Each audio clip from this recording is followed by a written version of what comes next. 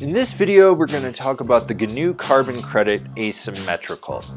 This is a board that's been kind of tweaked a little bit in the GNU lineup. The Carbon Credit's been there, and it's been that like solid beginner intermediate board for charging the whole mountain.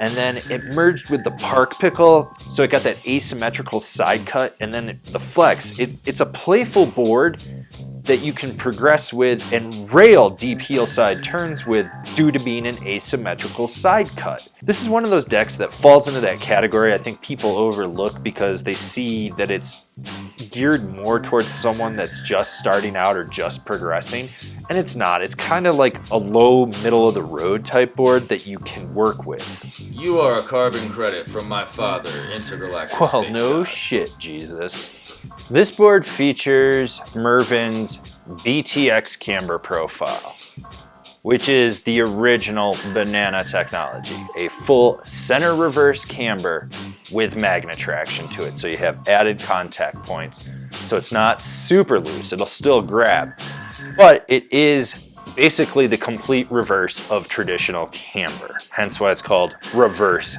camber.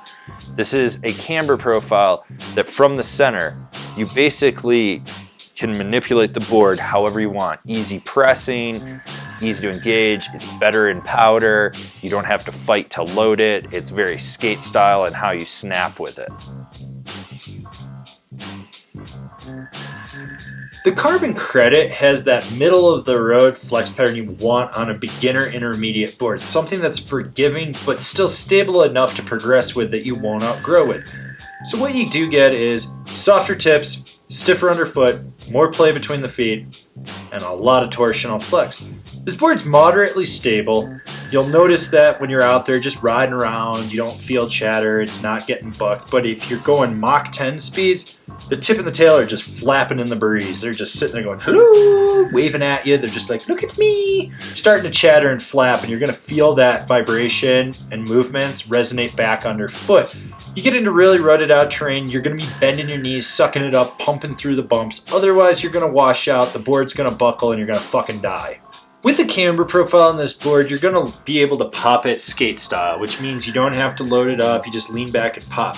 I will say this, the board felt dead and lifeless. It didn't have a lot of snap, it was just sort of meh there. If you engaged it, you might get some pop. Pop was mild, it's there. It didn't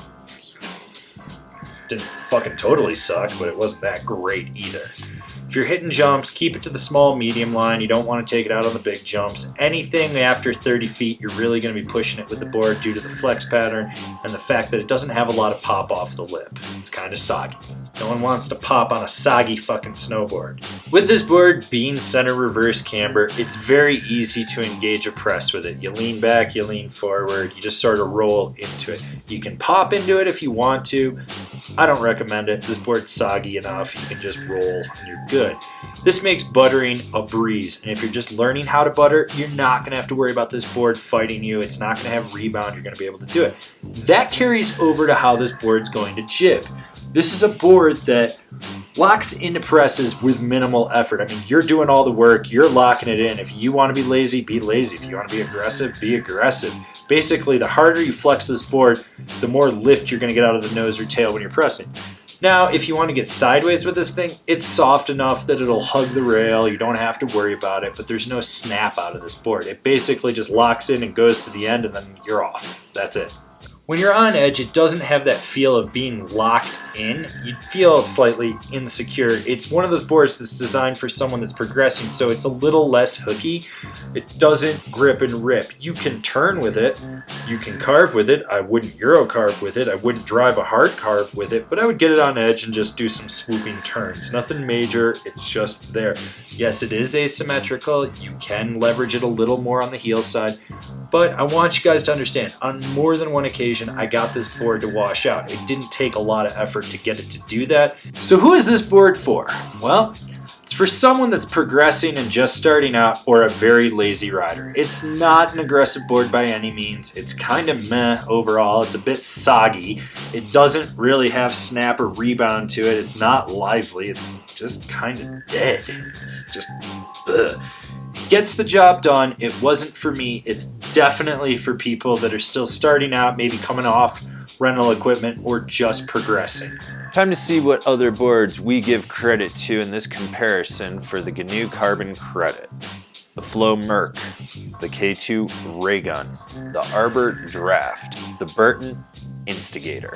All right, so now you've decided what snowboard you're going to get, and you're going to decide where you're going to buy it. If you're shopping local, awesome. Slap your local shop guys a high five and tell them they're killing it. But for those of you that are buying online, why don't you shop from one of the links we have down below? That way you support us and you get a deal on your snowboard. Don't forget to subscribe to our channel. That way you can see all the relevant or irrelevant snowboarding content that we're putting out for you guys.